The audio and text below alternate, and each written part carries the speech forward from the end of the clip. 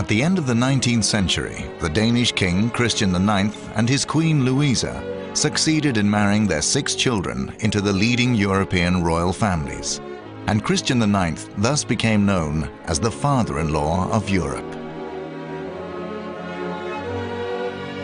Today, his family are found all over Europe, and quite exceptionally, these royal descendants have chosen to come together and talk about their family's incredible story, which they know from letters and diaries, and from the stories that have been passed down to them through the generations. In addition, the family has also made private photos and films available, many of which have never been seen in public before. This episode is about Christian IX's second son, Wilhelm, seen here jumping up and down, and his descendants in Greece, Spain, Romania, and Yugoslavia. I plucked up my courage and asked her if she wanted to come and stay with me in Greece. I said, for goodness sake, do not tell my parents because they will have a fit.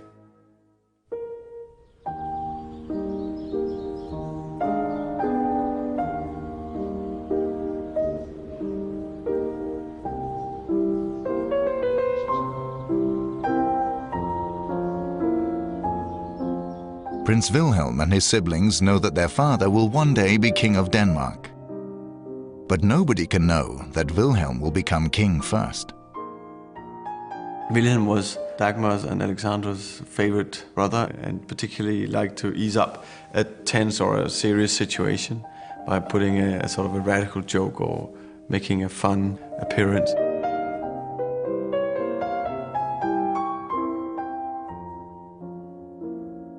Behind the scenes at his sister Alexandra's wedding to the British heir to the throne in 1863, a lot of attention is paid to the 17-year-old Wilhelm. The British Foreign Secretary has had an idea. Wilhelm can be the new king of Greece. Greek revolutionaries have deposed the country's King Otto, and the great powers are having difficulty agreeing on a suitable replacement. The Greeks were very clear that they did not want to have a king that was coming from a big power because of the influences the big powers would have, and they didn't want that. But then the British put forward the young Danish prince. The great powers agreed, and I think probably felt it natural for him to become king because there were no strings attached. In Denmark, Wilhelm, who is a cadet at the Naval Academy, leaves home with a packed lunch as usual. One of the sandwiches was sardines, which had a lot of oil. So the papers were doubled, and they were newspapers.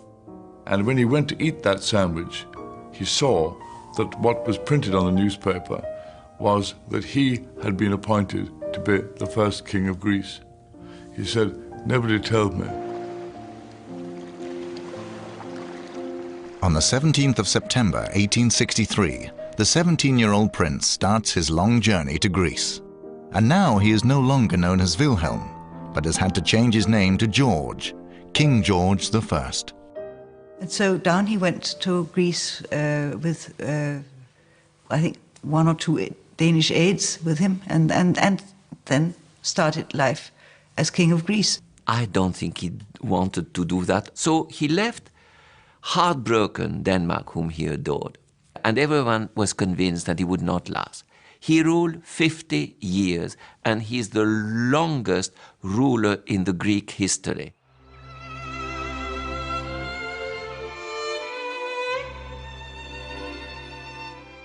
The reception that awaits him in Athens is overwhelming.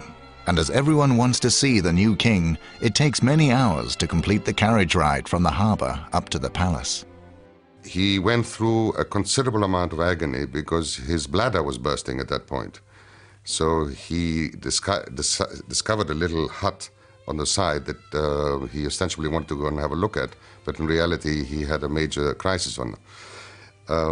He then arrived in Athens, and the interesting thing is that he never had dinner that night because all the cooks had also gone out to see the new king. So his first night in Athens, he went to bed hungry. The young king wakes up in an enormous palace, which has suffered much at the hands of ransacking revolutionaries.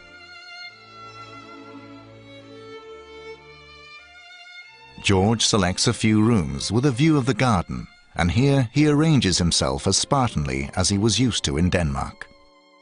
He was terribly lonely because he arrived there not knowing anything about this country, not knowing anything about who was who.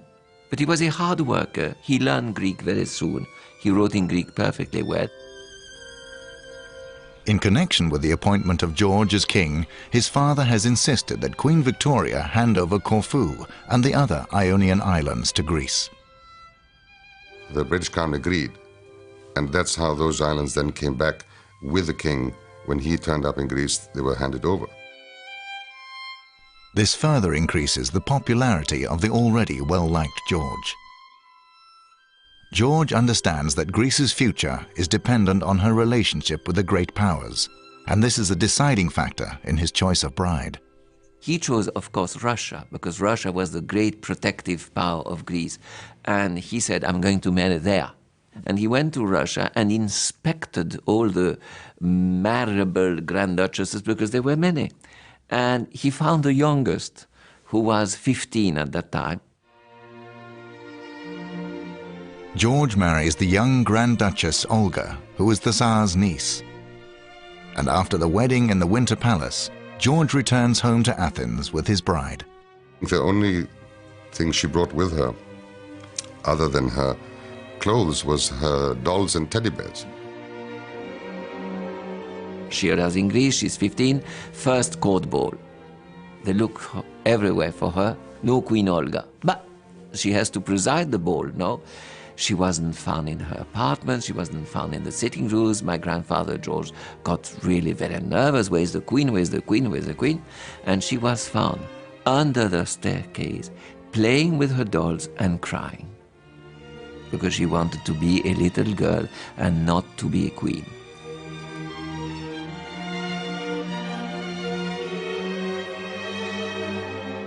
Olga's popularity with the Greeks reaches unknown heights when, age 16, she gives birth to a son. The succession is guaranteed. The little prince is named Constantine after Olga's father. And many more children will arrive. At 21 years of age, Olga is already the mother of 4 children. Within the home, George is responsible for deciding how the now 6 children should be brought up. And he employs a German teacher to ensure that the children learn the virtues of discipline. He made very, very sure that every single one of his children grew up 100% Greek. This was very important to him, so that they would understand the country and become part of it, and become part of it quickly. One day, one of the children, Nikolaos, somehow manages to stick a suction cup to his head so securely that nobody can remove it. He eventually pulled it off with a great sort of boop, and it left a huge ring on his forehead, which wouldn't have been very important, were it not for the fact that his uncle, William of Glücksburg, was dying, and he went into the room to sort of pay his respects. And his older relations, who were very somber, as you can imagine, at the bedside, seeing this exotic child come in with a red mark on his forehead, all burst into hysterical laughter. Olga gives birth to Prince Christopher, her 7th child, in 1888. My father was the last one of the family. He had 22 years difference with his eldest brother. Crown Prince Constantine, the oldest brother, is now ready to marry. My grandfather met Sophie von Preußen in Germany, where he was training as an officer with the German army. Constantine and Princess Sophie marry, but the marriage will be the cause of many problems in the future. Sophie is the sister of the aggressive German Kaiser, Wilhelm II. He was very unkind to his sister, who married my grandfather, Constantine, because she became Greek Orthodox. The Kaiser immediately punishes his sister by banning her for 3 years from her country of birth. Constantine and Sophie have 3 sons. all of whom will at some point sit on the Greek throne, whilst a daughter will become Queen of Romania and a granddaughter will be Queen of Yugoslavia.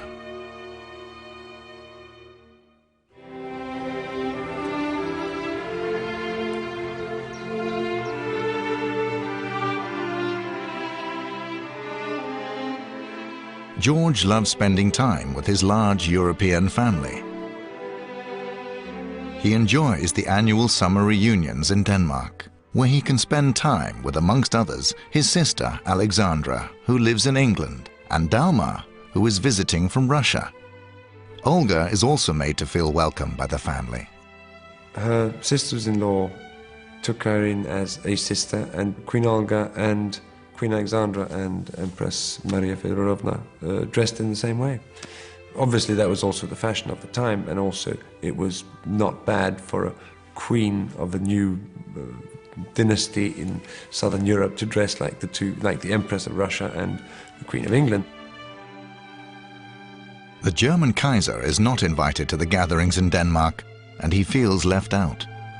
One interesting thing about Kaiser Wilhelm II, who was my great-grandfather from my mother's side, was that he always liked to go to Corfu in the Ionian Islands in the late spring and do his holidays there. Now the problem was that my great-grandfather from my father's side, King George I of Greece, did not like this idea at all. And every year my grandfather George I would go and receive him at the harbour. So one day, my grandmother Olga said, "Why do you go to receive him as you can't stand him?" "Ah, yes, but if I don't go to receive him, he will think he is in his kingdom and not in mine. So I have to be there so he knows he is in my kingdom."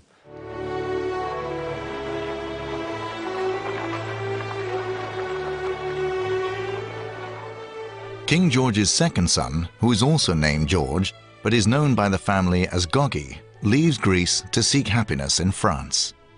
He married a French lady, Marie Bonaparte. She was out of the Napoleonic family, and she was a student of Freud. So don't say we don't cover quite a lot of ground between us and this family. Marie would like to become a doctor. And at that time, young ladies of good families were not allowed that. So she said, "You don't want me to become a doctor? You will see worse." She left her family and went to Vienna to study with Freud. And she became a renowned psychanalyst in the world of psychoanalysis. Princess Marie writes a number of books about psychoanalysis, including a detailed study of women's sexuality. Aunt Marie's mother was the daughter of the man who built and invented the Casino of Monte Carlo, Monsieur Blanc. And upon receiving her inheritance, Marie becomes one of the richest women in Europe.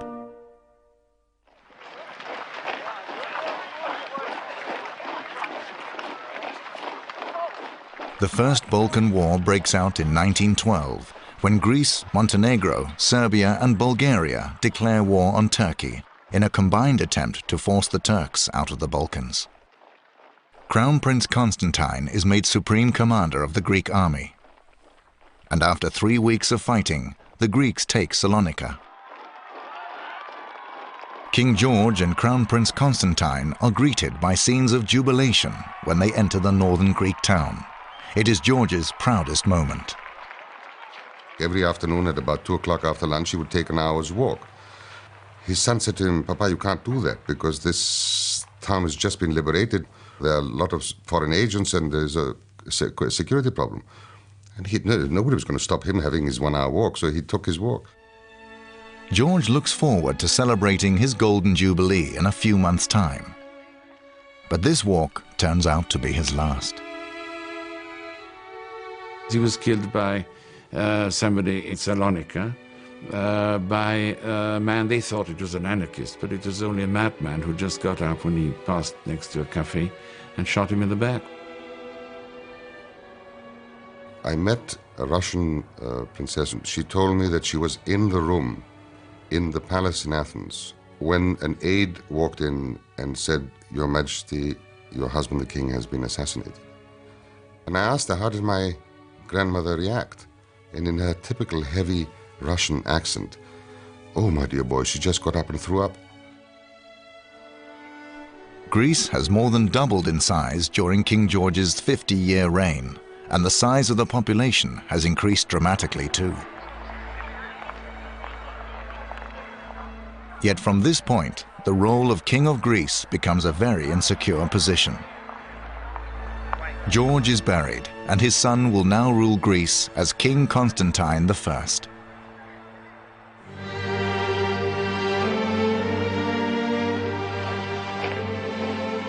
As conquering commander, Constantine is adored by the Greek people. Then the First World War started, and there were intrigues, and they accused him of being pro-German because he had married the Princess of Prussia. And then he became the most hated person in Greece. Both the Germans and the Allies are putting pressure on Constantine to enter the war on their respective sides. And by declaring Greek neutrality, he manages to disappoint and upset all sides in the war.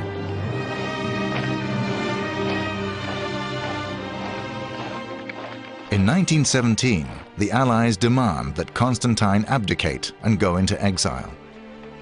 He may choose his successor, but is told it can't be his eldest son, George, who is also seen as pro-German.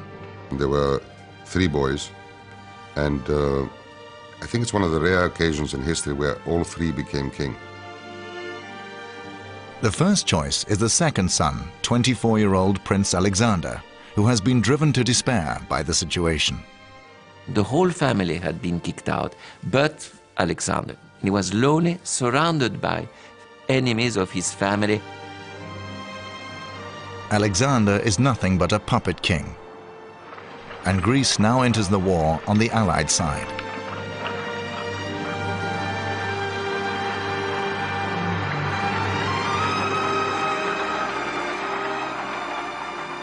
After the First World War, Alexander marries the 21-year-old commoner, Aspasia Manos. That was very good she was not royal. It was about time you had some blood to mix in and make things a bit more, shall we say, human. Aspasia becomes pregnant, but after less than a year of happy marriage, a tragic accident befalls Alexander. He went for a walk in the garden of the property where he lived, and his favorite dog was attacked by a monkey. And in separating the fight, the monkey bit him, and blood poisoning ensued. There was nobody who had the courage to cut the king's leg off. There was no penicillin in those days, and he died of gangrene, really.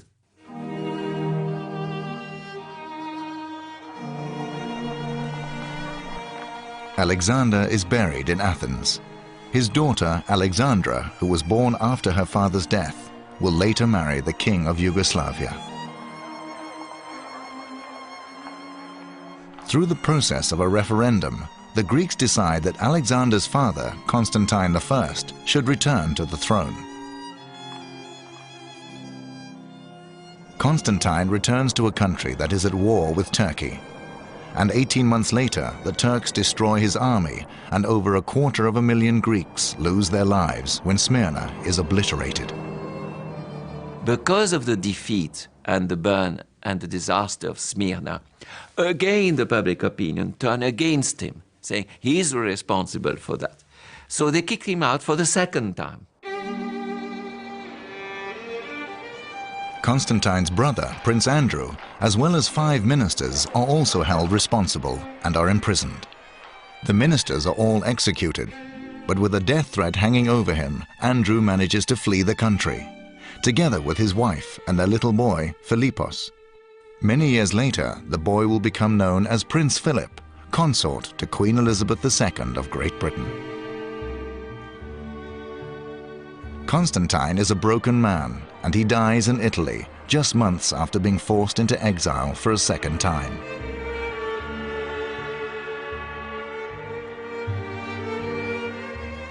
His despairing Sophie moves into a villa near Florence, a villa which for many years to come will function as the exiled family's only fixed point of reference.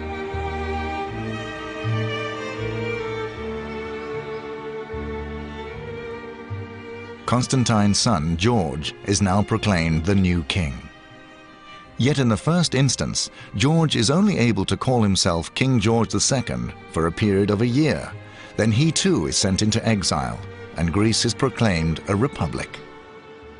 In the 11 years that Greece is a republic, the country witnesses a total of 23 governments, 13 coups, and 1 dictator.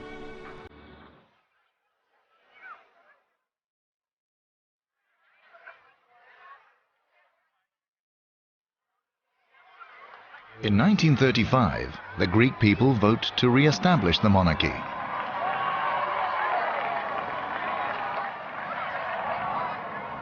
And George II returns home to Athens. As George has no heir, his younger brother, Paul, is now crown prince. In 1936, Paul proposes to Kaiser Wilhelm's granddaughter, Frederica of Hanover. Like her husband-to-be, Frederica is also a descendant of the father-in-law of Europe.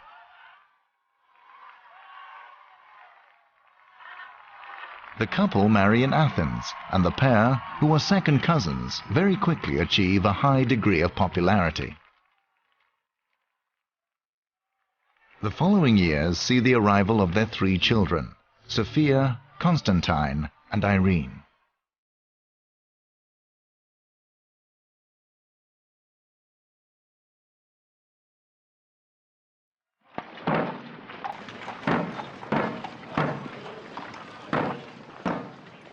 My father became king on the 1st of April, 1947, when his elder brother, King George II, died. At the funeral, the mourners will have to follow the coffin for many miles, and the family has its doubts as to whether the 6-year-old Constantine will be able to last the distance. My father took me for a very long walk, which lasted for 2-3 hours, over the hills, just to see if I could actually walk with him in the funeral. And during the funeral, I still remember in my mind, I wanted to see if men could cry. So I was looking into the crowd to see if men could cry, and I was very, very impressed to see men weeping.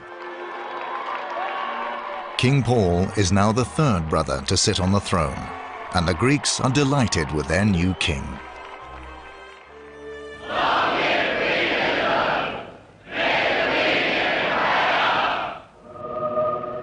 King Paul sends his uncle Goggy and Aunt Marie to represent him at the coronation of Queen Elizabeth in London.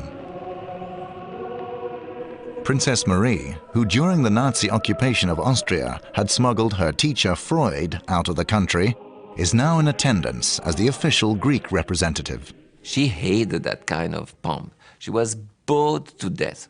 So she seated in the stalls with tiara decoration and everything. She couldn't care less. So she turned to her neighbor and said, "Would you like me to psychoanalyze you during the coronation?" So the gentleman, a bit amazed, said, "Why not?" So she started asking him questions, and he started talking and talking. They didn't see one thing of the coronation, of course. The gentleman next to her was François Mitterrand, future president of France.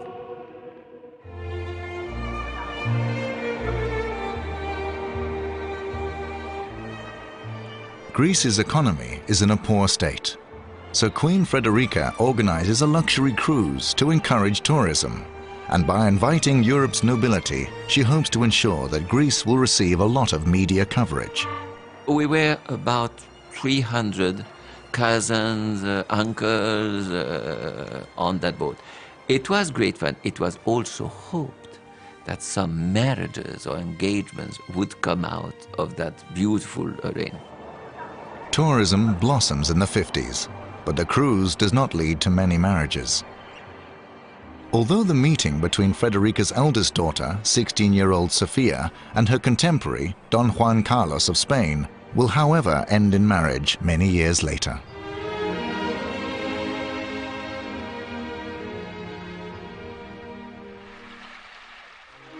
"20-year-old sailing enthusiast Crown Prince Constantine is very keen to represent his country at the forthcoming Olympic Games.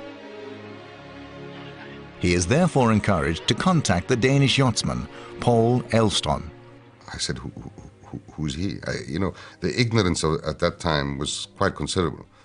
And I was told that he's the greatest sailor in the world, he's had 3 gold medals and all that. So I said, okay, I'll ask him. Elvström says that he would like to help Constantine in the Olympic trials, which take place 3 months before the actual games. On the first race, I came to the first mark, 400 meters in front of the second boat. I'd never done that in my life before. Anyway, we came third in the regatta, and I was very proud. And he explained to me that I was a very bad sailor. He said, you have to sail for 6 to 8 hours every single day. Elvström pushes Constantine until he's ready to drop. And at the games themselves, which are held in Rome, the Crown Prince and his crew manage to climb to the top of the podium.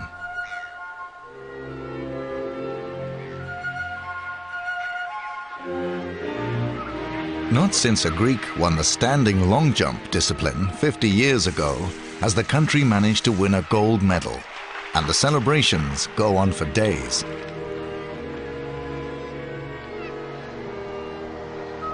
A few years later, Constantine becomes interested in the Danish king's youngest daughter, 15-year-old Anne-Marie. I actually saw a picture of her in a magazine, and I said, that's it. I said, well, I want to go to Denmark and meet her. And I remember my father said, well, how are you going to do that? I said, well, I'll write a letter to the king and say that I'm going to be in Denmark for a sailing meeting with Mr. Paul Elvström, which was feasible. And I don't know if I ever told Paul that I used him as an excuse to go and see this girl.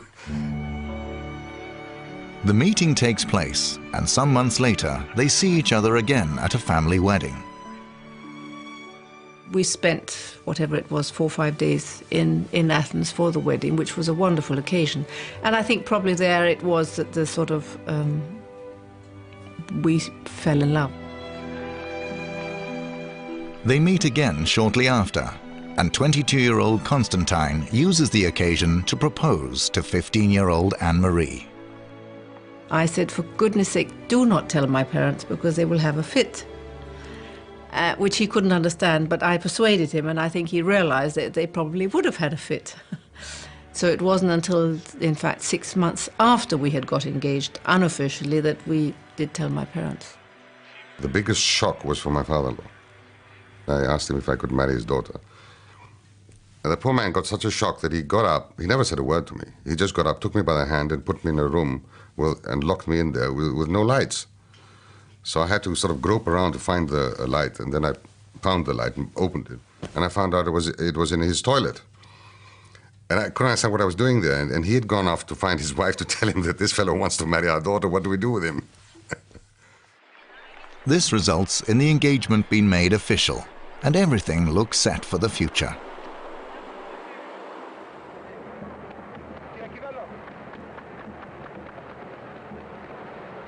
But then King Paul suddenly dies, and the shocked 23-year-old Constantine must now be sworn in as Greece's new king.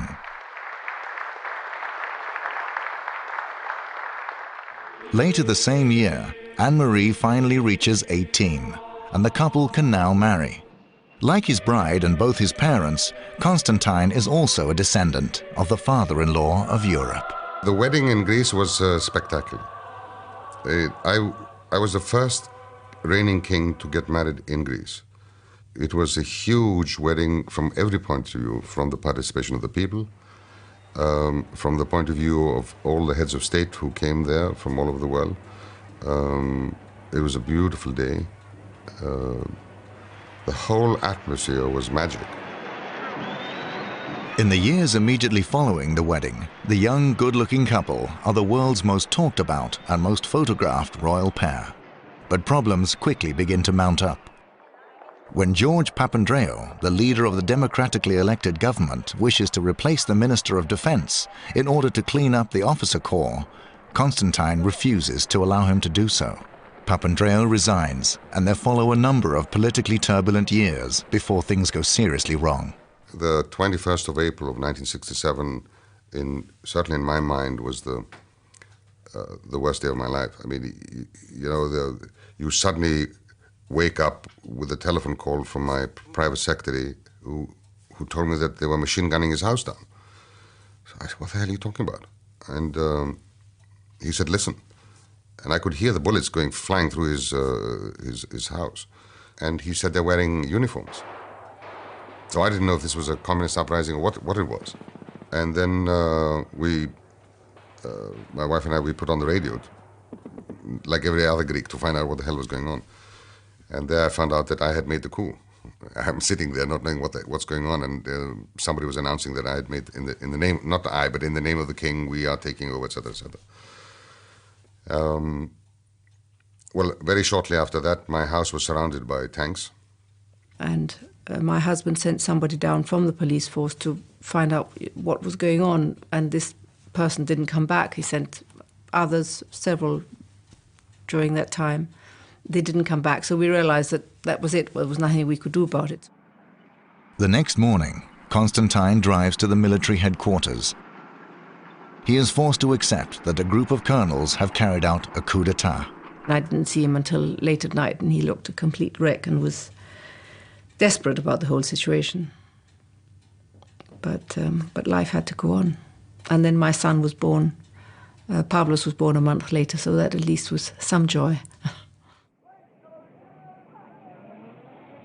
I had to find a solution and restore democracy to my country. And I tried to do that within about 8 months of the coup.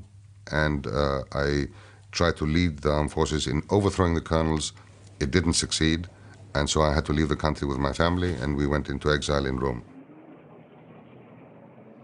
We took nothing with us, because when we left the house, we left in the morning, and we were expecting to be away from the house for a few days. We went to the north of Greece. And so we just had a few things with us, clothes, whatever we would have for a trip, but nothing else. And everything else was left there because we were convinced we were going to be coming back again.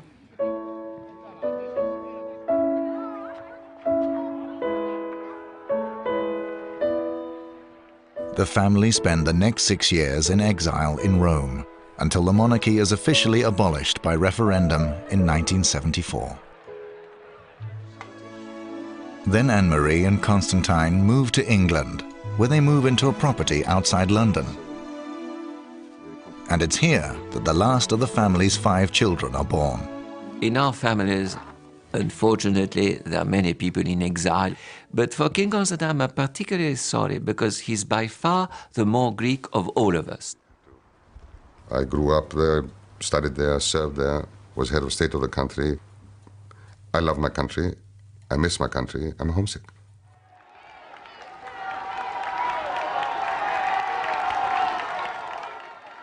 Constantine and Anne-Marie's eldest son is Crown Prince Pavlos, who in 1995 marries Marie Chantal with more than 200 royals in attendance.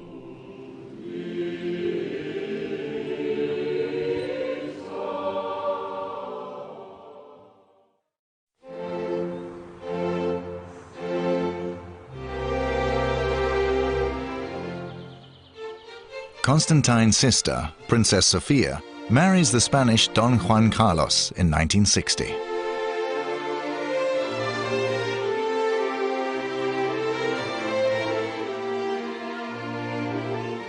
My sister, well, she married King Juan Carlos, was at that time was not even proclaimed Prince of Spain. Juan Carlos's grandfather had been dethroned when Spain was declared a republic in 1930. Yet General Franco, who now rules the country as dictator, wishes to re-establish the monarchy. Therefore, in 1969, Franco decrees that on his death, Juan Carlos should succeed him as head of state. This happens in 1975, and Juan Carlos and Sofia are installed as King and Queen of Spain. Juan Carlos was so intelligent and he knew how to navigate among all these rocks and these dangers. And thanks to him, the transition from a dictatorship to a democracy went on very smoothly. And when a group of rebel Spanish officers stormed the country's parliament in 1981, and attempt to enlist the support of Juan Carlos, the king flatly refuses. democracy has come to stay, and the attempted coup is stamped out in less than a day. Today, Juan Carlos and Sofia have 3 grown-up children, Elena, Cristina, and Crown Prince Philippe. Philippe, who is the great-great-great-grandson of the father-in-law of Europe, will one day succeed his father as King of Spain.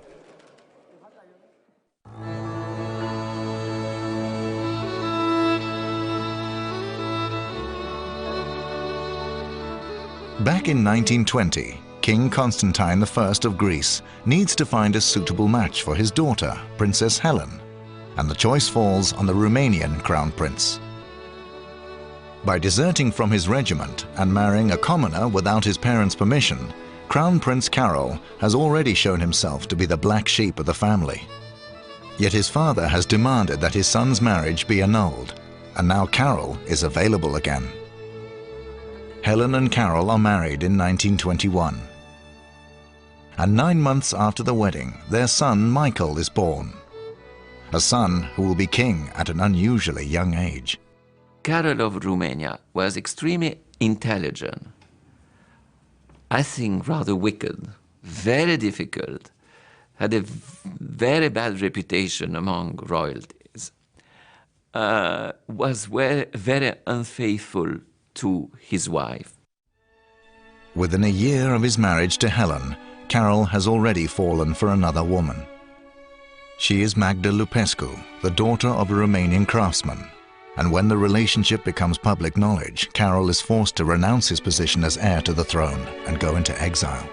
The heir of the throne renounces and all that, the next one has to take over, so the next one happened to be me. 1924-25, what was I, 3-4 years old. Michael's grandfather dies after just 2 years as heir, and the now 6-year-old Michael is proclaimed the new king of Romania. And just like his young contemporaries, the king loves going to the circus.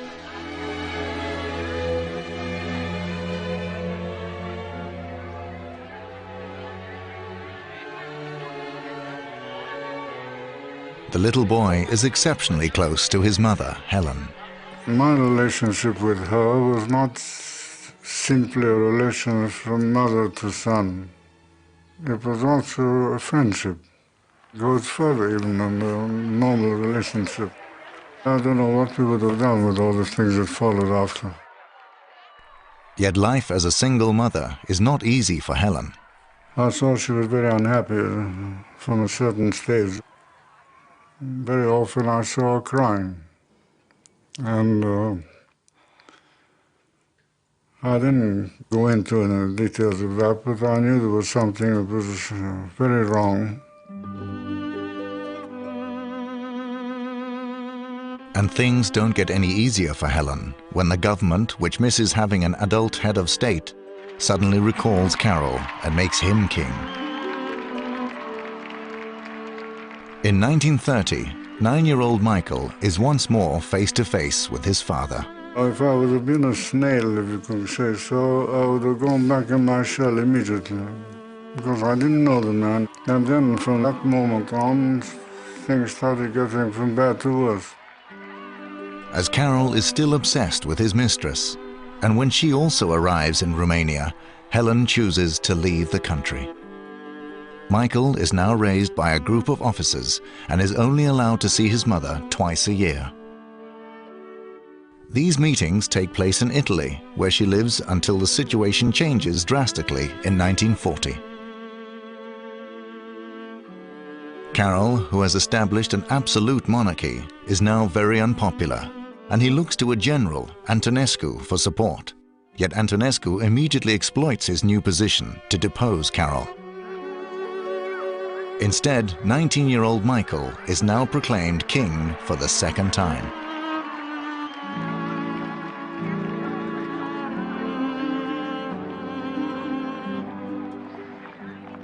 Carol spends the next few years traveling Central and South America. He has taken his mistress, Madame Lupescu, and the entire family fortune, jewels included, with him. The media follow them intensely.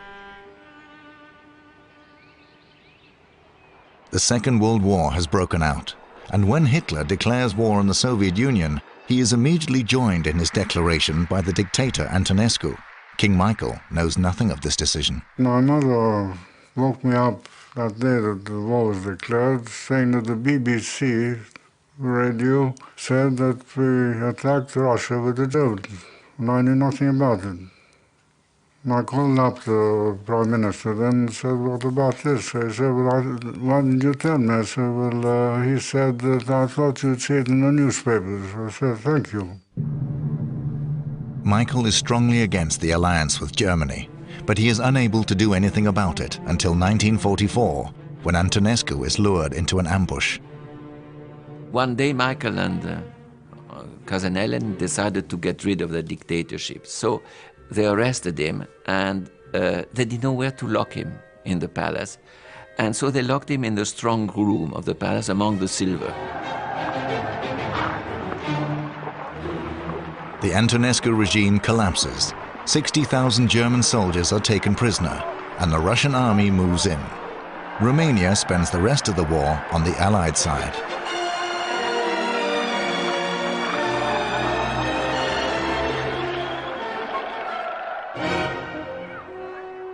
After the war, Michael falls in love with his Danish-French relative, Princess Anne of Bourbon-Parme.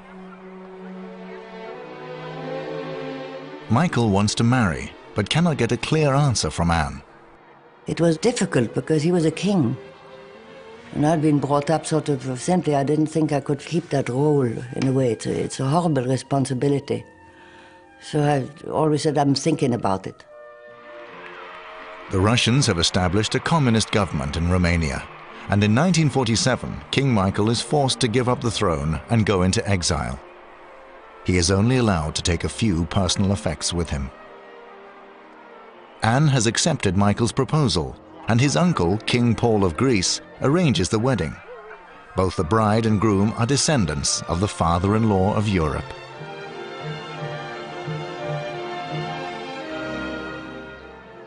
The couple choose to live in England first, where they have to work for their living. There we had a little sort of vegetable garden farm with the chicken. We worked on it and we sold products. It's here that Anne gives birth to the first of the couple's 5 daughters, and the girls have a mixed upbringing. Sometimes we maybe were invited to Windsor Castle or Buckingham Palace, which was what you would call a princess's upbringing. And then we went back and we had to wash up and we had to clean the dishes and we had to, you know, just do the normal things every day. So it was an interesting life. It was always 2 sides to it. The family's economy does not improve on the death of Michael's father, Carol.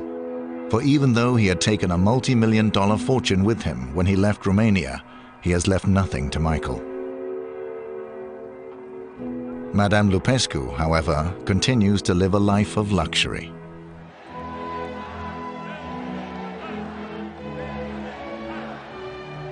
After the fall of the dictator Ceausescu, Michael and Anne are allowed to visit Romania for a few days for the first time in 1992, and it becomes a real triumphal procession.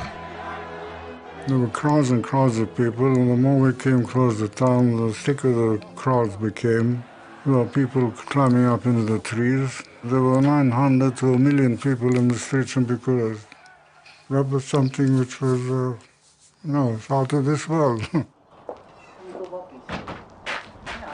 Even though Michael and Anne have their Romanian citizenship restored in 1996, they live today in Switzerland. Their oldest daughter, Margarita, and her husband, the Romanian-born Prince Radu, also live in Switzerland.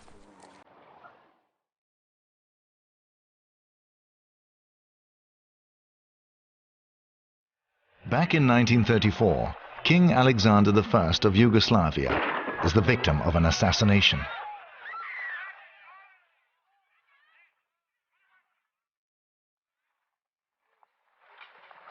As his son, Peter, is only 11 years old, the throne is temporarily taken over by his uncle.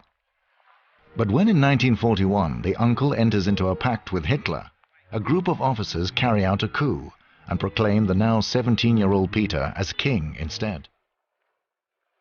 Yet after only a few weeks on the throne, Peter is forced to flee when the Germans start their bombardment of Yugoslavia. The Greek princess Alexandra, whose father died after being bitten by a monkey, is now a 20-year-old debutante in London. Here she is presented to King Peter of Yugoslavia, who was 2 years her junior and now living in London. Alexandra and Peter fall madly in love and marry in 1944.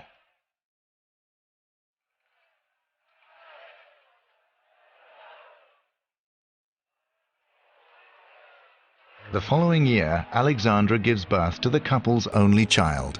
They produced a son who's the present pretender to the throne, Alexander.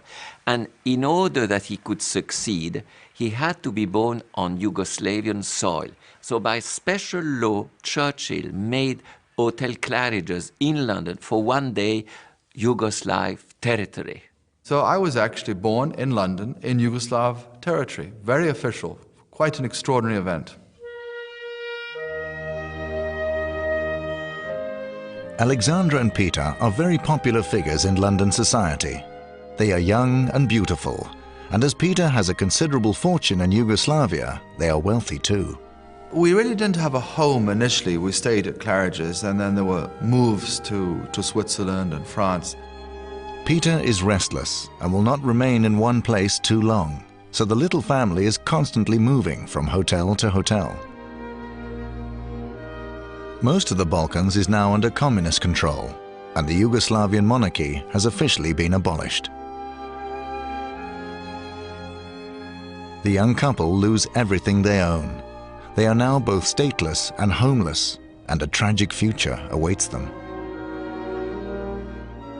Alexandra worships her husband, but Peter's growing frustration with his destiny increasingly puts pressure on the marriage. One moment they wanted to separate, and then another moment they came together. This finally becomes too much for their 9-year-old son, Alexander. He writes a letter to his father. I organized a meeting between them in Stad, and they got back together. That was in 1954, Christmas 1954. I remember that vividly. And they were extremely happy. Yet this happiness does not last long. Peter leaves his family and moves to America. He died in America. Unfortunately, he was abusing alcohol at the time. He was extremely depressed. It was a tragic case. Alexandra never gets over the break with Peter, and on a number of occasions she attempts to take her own life. There was an unfortunate attempt in '63, and she took some sleeping tablets, and she was very depressed. And I was visiting some friends, and I had to break into the house, and I found her on the floor. Luckily, Alexandra's life is saved, and she lives for a further 30 years.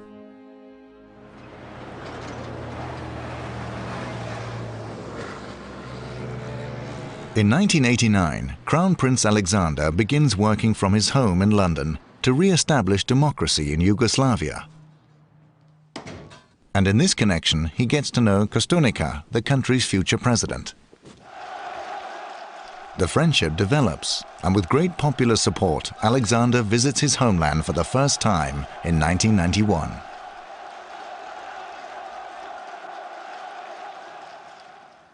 The family's properties are returned after the fall of Milosevic, and Crown Prince Alexander is finally allowed to return home with his family in 2001.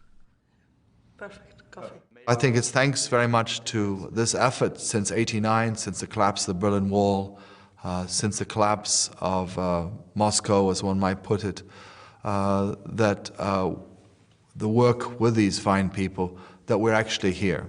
The negotiations in coming here took place in a very calm way, and now I have the responsibility of these two palaces which were built by my grandfather. After having returned to Yugoslavia, the Crown Prince and his wife, Crown Princess Katarina, spend the majority of their time on charitable works.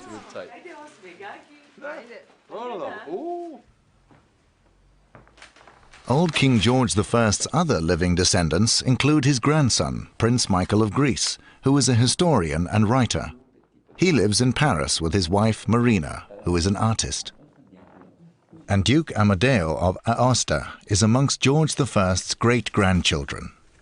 He has a house outside Florence, where he lives with his wife, Duchess Silvia.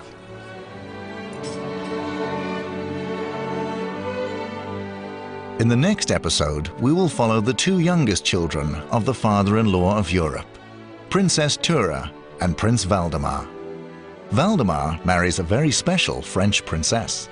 And every time that she would listen at the bell of a fire, even if it was during an official function, she would leave the table, take off her tiara, put her casque of a fireman, and rush to the place of the fire to try to help, delighted.